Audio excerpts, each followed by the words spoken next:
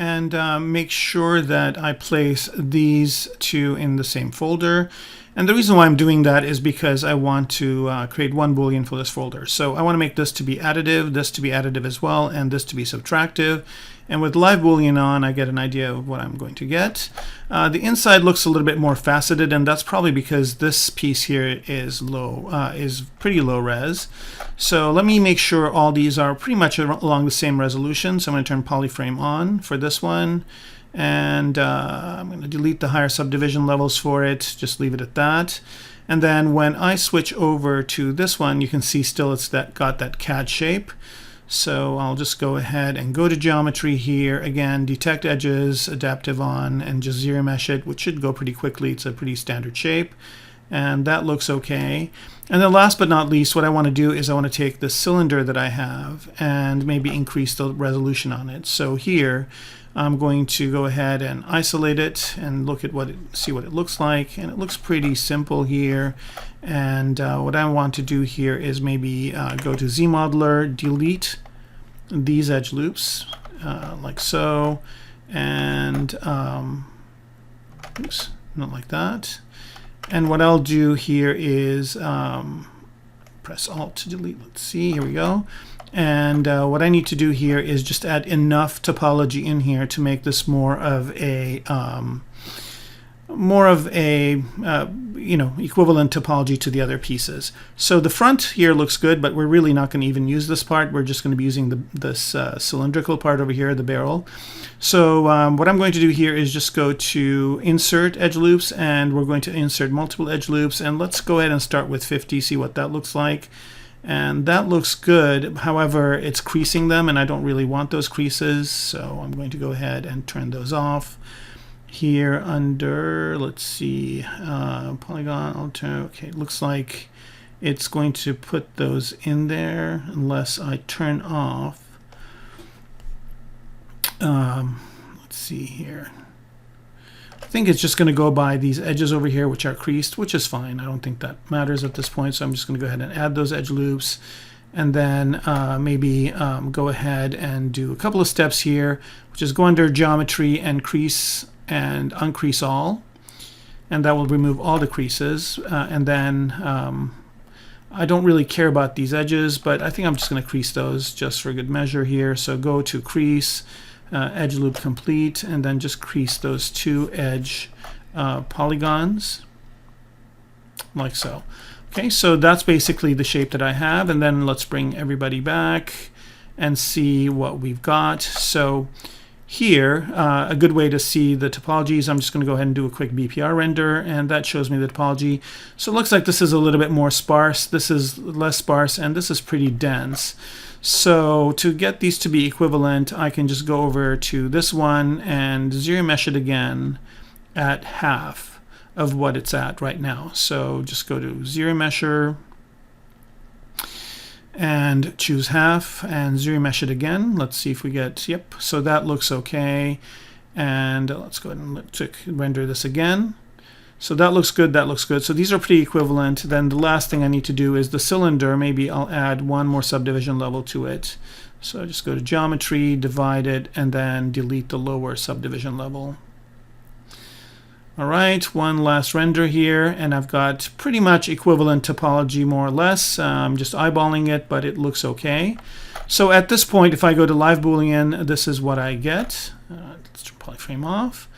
And it looks like it would work fine. I might need to make that barrel a little bit thinner. This is really great here because you can do so much work without even finishing it off. And also, since I have all these in a folder, you'll see in a minute that it is non-destructive. I can come back to it and make edits if I need to later on. I'm taking a long time for this one small piece here. And let me just position this correctly. I'm taking a bit of a long time for this one piece. However, the reason why I'm doing it is also because instructionally there's a lot of value in here where you can do this exact same thing with bigger pieces. I think this is about good right here. So I'm going to be okay with this. I think, however, I need to make the length longer so it protrudes over here. Not that it really matters, but it's always good to kind of be precise. And so now that I've got everything pretty much done, I'm going to turn Love Boolean on here. And then since I put these in a folder, I can click on this gear icon over here on the folder and just click on Boolean folder. And what that will do is hide all the pieces. So I still have all the pieces if I need to make edits, so it's non-destructive. And then I have the Boolean result right here. So let's go ahead and take a look at it. So if I turn on polyframe, it's pretty evenly distributed. It's one piece. But I do have some edges that have been added here. And if I want to, if the resolution of this is good, it's fine. But if I go to divide this or do dynamic subdiv, you can see that these this topology doesn't work really well, right? It creates this chatter, which is really not desirable. So what I can do here is I can go ahead and zero mesh it yet one more time. So here I'm just going to go ahead and look at this geometry like so. And since it's symmetric, I'm going to activate symmetry in X and Z because it is symmetrical in these two areas. So I do want to maintain that symmetry. And just go down to zero mesher here. And I think I'm going to definitely click on detect edges so that it does do the hard surface detection of edges. And the other thing I also want to do is make sure that my let me turn symmetry off for a second and make sure this is in the center and then turn it back on. And just go ahead and click, make sure detect edges is on, make sure that I have adaptive on.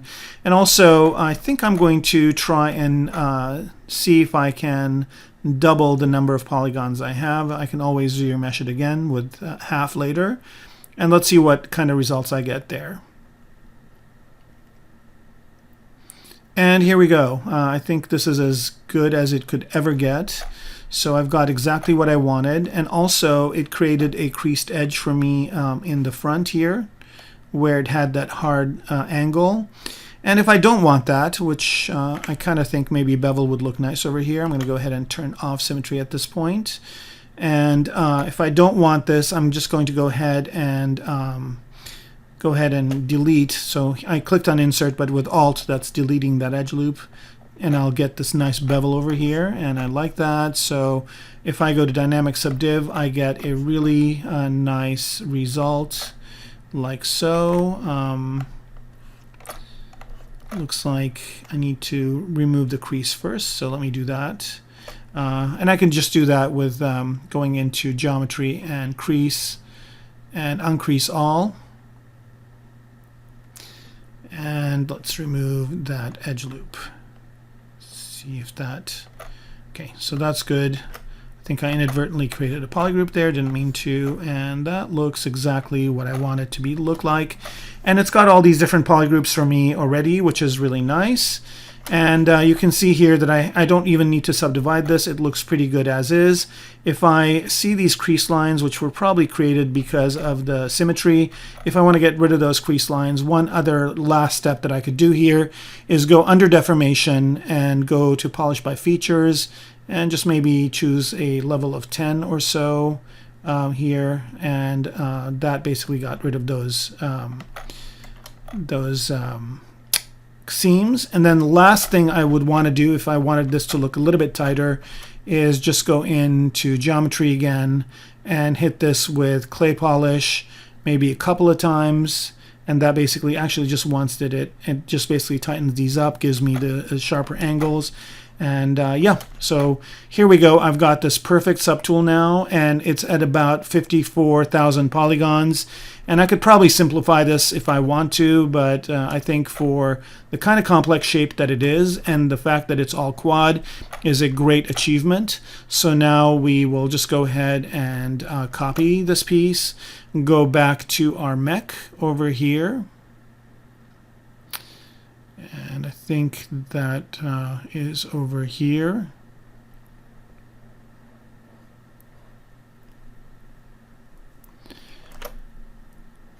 And just go ahead and paste the piece in, like so. Of course, it's going to come in pretty big, but we can just rotate it. Oops, I think clay polish still had some masks on, so I cleared the mask there and resized this to be a little bit smaller and move it into position, a lot smaller than this. So here we can see how it's going to fit in with the gun itself, and just move it into place this way. I'm going to go ahead and hide the mech for now, and just resize this, move it into place like so.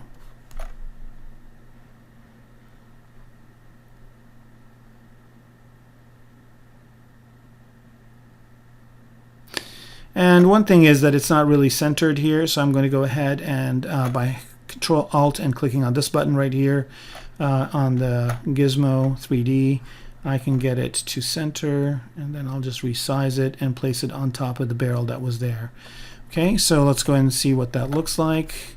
Let's focus on it and move it in to here where that initial barrel was. And so that is looking pretty good. And I think what I want to do with the gun is juxtapose some complex shapes along with some simpler shapes. So here's the first complex shape. I'll probably make this outside cylinder complex as well, and maybe add some complexity to these. And I still have a little bit of the silhouette of my previous one that I started out with, but I think adding these are making the gun look a little bit more modern, and also making it look like it's manufactured by some other company, and that these can be taken off and other ones could be put in. Okay, so there is that piece right there, and then we will move on to the other pieces and tighten this gun up in the next video. The next part I want to manipulate or work on is this barrel, oops, right here. All right, let's just go to move here, this barrel right here, this object. So let me select it first, right here. And I want to replace this with a kit bash part as well. So I'm going to switch back to my kit bash parts. And I've got a bunch of different barrel shaped things here. This might be interesting over here, but it looks too much like a revolver, and that's not what I want. This could be interesting over here. I'm leaning more and more towards this one, and again, I'm always looking at these things not the way they are, but what they could be. And maybe this one that I used before could work, so I'm just going to go to the zero mesh version of it. So right here, there it is. And what I want to do is copy this exactly thing the way it is, and try it out and try and use it instead of that barrel. So switch back to my mech over here, and I'm going to go ahead and paste this piece in. And what I want to do is let me make sure this is centered in this universe, and I need to turn the symmetry off on it and make sure it's centered in this universe, and then also position it in the right direction. And what I want to do is, of course, manipulate this, not use it as is, but change the way it is. So here I'm just making it a bit longer, and since it's an all quad mesh, I've got a lot of leeway as to what I can do with it. And I'm going to try and position it into place over here, like so. Maybe make it a bit thinner. Okay. And also, I guess I could hide the one. Well, I'll leave it there for now, because it's going to be about that size, and then just make this a little bit bigger and see if this works. So here I'm just going to go ahead and solo it out and see what it looks like. I like how it is mostly, but I don't like this little bit of a scoop over here, and I don't like the fact that this is smaller. So here I'm just going to use symmetry to make it work. So here I'm going to go ahead and switch this to local symmetry. Okay, so the symmetry is going to be local, and it looks like, let me orient this correctly, I want to do symmetry in Z. So I want to mirror and weld this thing in Z and not X, but just Z, and I get this, which is about what I like to have, but it's kind of giving me this weird thing in the middle over here. So I'm going to go ahead and get rid of this poly group right here. And let me switch this to selection. Get rid of this poly group and just keep these two. And what I want to do, and let me turn double on so I can see inside. And what I want to do here is bridge these two holes. So again, switch to Z modeler, bridge 2 holes, and just click on the first one, and this is more effective with the mouse, and then click on this one over here. Whoa, that was interesting. I don't know what happened, but I'm just going to do it again once, and another one there.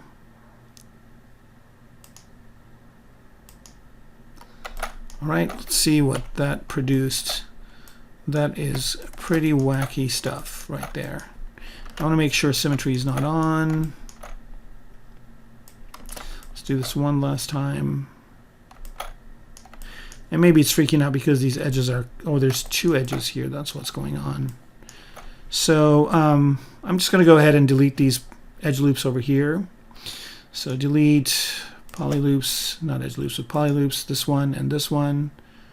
And let's just try bridging these two, see if that works better. And it almost did there for a second. And I just need to make sure symmetry on. Nope. Why is that not continuing? Let's do that. And add some divisions, and that's exactly what we want. All right, so once again, sometimes when things kind of go wonky, it's good to in these videos, it's good to go through and show you the different ways you can resolve it. So I'm just going to polygroup this as one polygroup, and then let's switch back to see what that looks like. I'm going to hide the one that's there. And I think that looks pretty good for the most part. And here what I don't like is that this inside part is going in too much. And so to fix that, what I'm going to do here is I'm going to go ahead and polygroup this by normal. So polygroups by normal, let's see what just the default will do. It did exactly what I wanted. And let's see if there are any edge loops inside here, and there is just one edge loop. So I'm going to turn on symmetry in Z here. So I just have to do this in one direction. So here I'm going to go ahead and activate symmetry just in Z. So whatever I'm doing on one side happens on the other. And I'm going to go to Insert with Alt, delete that edge loop, and then delete that edge loop too. And you'll see why I'm doing this in just 1 second. And then what I want to do is I want these not to be inset so much. So I'm going to go ahead and isolate these polygroups. And apparently that's the problem, is this thing was still hidden. So let's go ahead and bring everything back up. And I'm going to hide these two as well.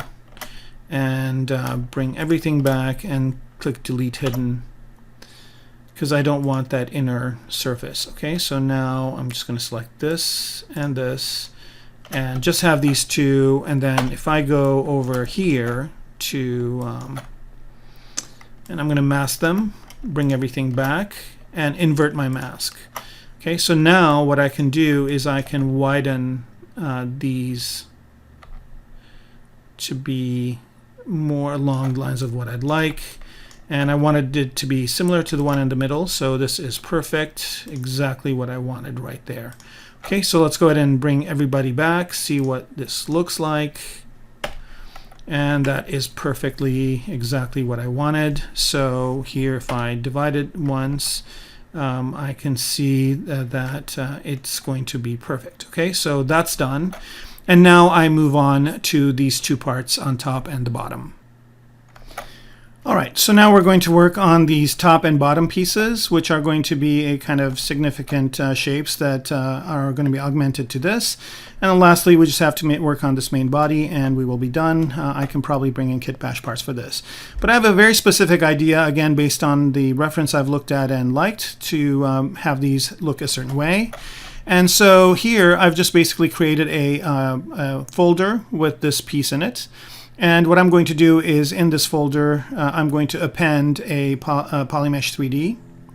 And there it is. And then with this Polymesh 3D, what I'm going to do is initialize it as a cube. So I'm just going to go into move mode here and load my kit bash kit. And choose the one faceted cube. There it is. And what I'm going to do is place this in this folder and make it subtractive. So here we go. This is positive. It's going to start the Boolean, and this one's going to be negative. It's going to subtract out of the shape. So with live Boolean on, I can see what it's doing here. make this bigger so you can see how it's cutting into this shape. Okay, so and I need to position this correctly and resize it. And I'm going to turn live boolean off for just 1 second here and make this more or less the shape that I want. Actually, the distance this way doesn't matter, but I'm making it smaller just so it's easier for me to manipulate. And then just move this over to here and choose the width of it to be something like this, and maybe bring it out in this way. Maybe a little bit smaller. So I'm just basically adjusting it. However, I want this to repeat. So for that, I'm going to be using the array mesh function of ZBrush. So to do that, it's under the tool menu. It's under tool menu over here and array mesh. And there it is. I'm going to go ahead and turn it on. And the minute I do that, basically that adds a repetition of 2, but they're on top of each other. So I need to move this one out. So I can either use these sliders, but I actually like to use the transpose line, which is a lot better. So when I click on this, nothing really happens here because I'm on the gizmo. So I need to actually go to the transform menu and switch to the transform line. So this is actually in the ZBrush UI. The reason why I'm going at it here is because it's down below here. And instead of scrolling this up and down, I'm just going to choose it from the transform menu. So now that I've got the transform line activated here, you notice that it's a transform line, but it has some extra things to it, like it has the repeat steps and the stage. So here with the repeat, I'm just going to bump that up to maybe 3. So I just click on it and scroll left and right. So let's start with 3 here. And then if I hold shift down and use the transform, I start moving these pieces out. So here I'm adjusting where these are. And what I really like about this is that I'm actually visually deciding what that division line would be. So there we go. I think that's good, more or less, maybe a little bit less, just to get this type of thing going. And so that works out pretty good for me, but I want to repeat this down below. So I'm going to go ahead and add another stage. So here is stage number 2. And I can just do this append new here to append a new stage. So now I've got 2 stages. And with this stage, what I want to do is go ahead and create, and let me make sure I'm in the Y direction, go ahead and create another set of these down below this way, right? So this is the type of piece that I want. And so this is good. I like the way that this is looking. So what I want to do is actually accept this. And to do that, I'll just go ahead and switch to stage number 1, click on Make Mesh, and then Make Mesh one more time to accept it. Now the problem is that it's all in one piece, and that's not really what I wanted, and that's because Extruded is on. So I'm going to turn that off, Make Mesh, and Make Mesh one more time, and I actually have the piece that I want. So here I'm going to go ahead and switch to the gizmo again, and there it is. And so, and also if I go off of live boolean, I've basically just created this set of equally distanced cubes. But what's really great about it is that I non-destructively kind of move these around to get it to look exactly the way I want. So I've got this. I can try to move it in a bit more or just get the right exact angle that I want, which is about right there. And what I want to do is I want to replicate this to the other side. So I'm just going to go ahead and mirror and weld it in the X direction. And now I've got this exact same pattern on both sides. And so here I'm going to try and copy this and see if I can, and I'll just do it in here. I'm going to go ahead and create a duplicate of this and also set it to subtractive and move it down and see if I can, I should put this in the same folder, and move it down to see if I can get that same effect on the bottom. Okay, so I don't know why it's not doing it. Let's see here. It is subtractive, and this is the start, so I should be seeing it. There they are on the bottom. Turn live boolean back on. Oh, I'm not seeing it because I'm subtracting it from this top piece, so I actually do need this to be in its own folder. So I'm going to go ahead and take it out of this folder, and I'm going to bring this back down here as well and create a new folder for this one and call it gun bottom. Okay, and there's that, and then add this into here as well. Start a Boolean process, make this subtractive, and there we go. That's the result that I wanted, and then I can just position this piece in here correctly to where I want it to go. And this is pretty powerful to be able to do this kind of thing and visualize it as I'm doing it. So maybe have this be more like this, and make sure that the top is cut off. So there we go. There's that shape, and that's fantastic. So now what I want to do is mirror and weld this to the other side. And so I have basically all that done for me. So just like before, I'm going to go ahead and make these into their own parts. So here, make Boolean, or Boolean folder. Sorry, there's the one piece. And then just do the exact same thing here. Make Boolean, Boolean folder. There it is. So now I can just close these folders down. And I should have these two pieces as separate pieces.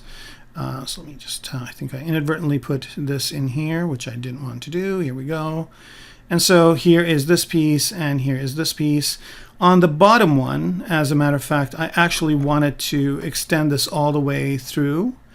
So here I'm just going to go down to that gum bottom again. Let me delete this part initially that I didn't want. And go back to that bottom part right here. And I'm going to hide this, make this visible. And what I want to do is I want to repeat this. So I'm just going to duplicate it and make it subtractive, and then move it back. And I could have done this with one array mesh operation, but I think I'm going to switch it up a bit and just do it this way, which kind of adds a nice little corner over there. And I think this is exactly the way I want it to be. Let's bring that top part back. That's good. So I'm going to go ahead and make Boolean this folder one more time and get the two pieces that I need. Okay, so these are the folders, and I can go back and make edits if I want to, but this is the way that the gun is going to look. So these pieces are done, and last but not least, I need to do something about the main body of the gun, which I'm going to do probably with using some kit bash parts, and also maybe by sculpting this one or subdividing it and using it partially.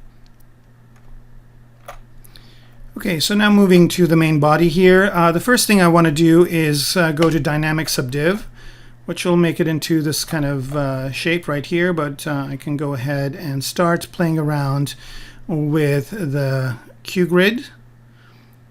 So I can get this, and again, this is a pretty low res model, and that's looking a little bit more official, the part, and I'm trying to determine here what kind of changes I need to make to it, and I think I like most of what I see, but I can go ahead and make some changes. So I'm going to turn on poly frame here and start moving some pieces around. So here I think this would look better if it was protruding more like this, and maybe not so much over here. So I'm going to make some adjustments to it. And again, here I'm just moving a very few polygons to get it to do what I need it to do, and maybe move this out. And I'm going to turn transparency on so I can see what's going on inside, maybe ghost on as well. And maybe move these parts out a bit like this. And I don't like the fact that this is going out this way, so I'm going to go ahead and make an adjustment like this. And you always want the barrel to be straight out available. So here I'm going to move this whole assembly a little bit more and center it this way. Turn polyframe back on, turn transparency off to see what that did. And it looks like this front part here is giving me some issues. So I'm going to see what would happen if I once again move to transparency and move to the move tool. And maybe move this out just a bit this way, like so, right? And see if that adds a little bit more visual interest. And again, the intersection of that with this other shape that we have is what I'm trying to accommodate. And I don't really need this front part, so I'm going to go ahead and use the clip curve to do this to it. And hopefully that will kind of give us what we want. and getting pretty close here, and then with the move brush just move these out a bit like so. And again, I kind of like this shape that it's getting over here, but maybe straighten this part out a bit. Again, it's really nice to be able to be working with just a few polygons here and getting an idea of what the shape is going to be like. And maybe move these ones a little bit back like so. And a nifty trick also is if I want to make this into a straight line, what I can do here is just go ahead and mask this part and mask this part like so, and then use clip curve to straighten out that middle part. There we go. All right, so that basically aligns all those points, and I want to do that same thing with these ones over here. So mask both sides and do a clip curve that way, and that aligns them up like that, and then maybe angle this a little bit this way. So with clip curve and with just the move tool, you can do some good polygonal modeling, and it's a very unique way of working, which I really like, and it is very creative, very fast, and you can get some really interesting results pretty quickly. Okay, so there's that, and then maybe I'm going to go ahead and add a little bit of a bend to this back part. I think the first one was pretty good. Well, let's do it over, maybe that. Okay, so now I basically have more or less the shape that I want. The only thing that's not working for me is this over here, so I can just expand that out just a little bit, maybe a little bit from the top too, and that looks good. And now what I want to do is I want to align these to be a straight line too. So again, similarly, there's different ways of doing it, but I think I'm just going to eyeball it. It's not that much off. All right, there we go. And then I'm going to use that same trick again with the clip curve to get this to be a straight line as well, like so. I think I'm getting pretty close. Nope, that's too much. Maybe press it down to about there. And I don't know why it's getting this little bit of a tweak over here. So I'm just going to try and see if smooth will do it. That looks good, and I'm going to turn constant off for a second here, and that looks okay. So now I like this shape. I'm just going to go ahead and apply and get this out of it, and for good measure I'm just going to go ahead and zero mesh this thing to get it to be more conforming geometry. So again, I'm going to click on detect edges, click on zero mesher, and see if I can get evenly spaced topology. And the reason why I want that is because I'm probably going to put some alphas on top of it just to augment it. So that's going to take a few seconds here, and once it's done, I have a lot of what I want in the gun done. I will add a few kit bash parts to, let's see if that came out okay without polyframe. It's good, and let's see what it looks like if I subdivide it. So I'm turning dynamic subdiv back on here. It's okay, it's got a little bit of faceting over here, but I can fix that again with just going and choosing the H-polish brush and straightening that part out. Let me switch out of dynamic subdiv here and straighten that out. And just kind of for a body of the gun, this looks okay. And maybe subdivide it once. There we go. I think that's fine. All right. So now I've got the body shape more or less established. I want to straighten this out a bit, like so. And now I have to go in and figure out how to put some kit bash parts in here. And I also will probably add some details on this by using some alphas later on when I do that for the whole mech. I'm deciding to do all of that in one shot when I have the entire mech done. So only thing that I'm disturbed by is just this little protrusion over here. So I'm going to try and see if I can use the H-polish brush to push this in a little bit more. And let's see what kind of effect that had. That's okay. I'm trying to get some straight lines over here in the intersection area for that to work, and I can probably hide that with some sort of a different alpha. Okay, so that's pretty much the general shape of the gun. So now I just will go ahead and find some kit bash parts to add to it.